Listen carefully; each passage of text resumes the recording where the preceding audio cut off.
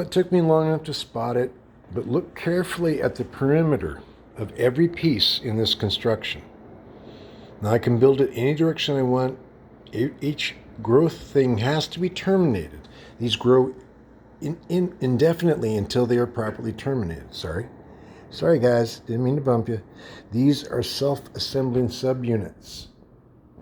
They all must have a perimeter because they breathe through their edge. They breathe, excrete, and sense only through their edges.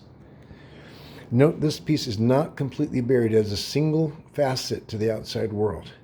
All the other pieces, the perimeter of every piece is exposed.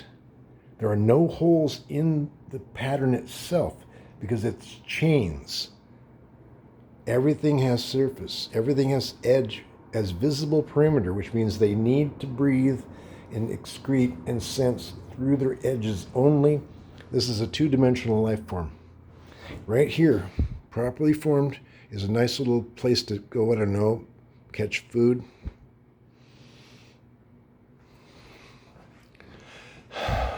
I think these are building blocks in a Lego set that alien kids play with.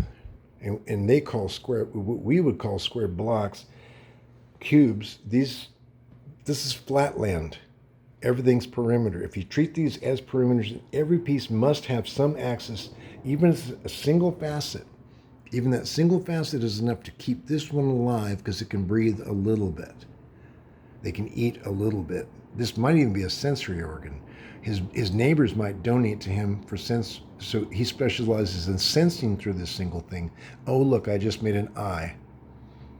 Because any light that this receives would have to pass through this single orifice, which means he's looking this way. So I've made a model that could be arguable an eye, an organic eye. Each growing branch properly terminated, following the same rules, no exceptions. It's a little sloppy, sorry. But this is a living organism. This is a flatland organism. Why did the tiles let me make this?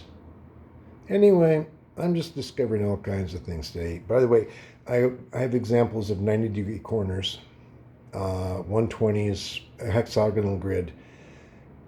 The assignment, everyone misunderstood the assignment. You don't fill the area. This is software. These are codons.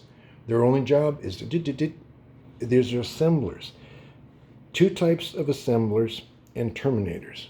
These do not tessellate. If you stack this up this way, they do not tessellate. They only have 3 points of contact, and that is unstable. The initial 3 point of contact will break off, making that a terminator. Is bonded here, but any additional will break off. That's why I call them terminators. T for terminator. This loop terminates here, this one here.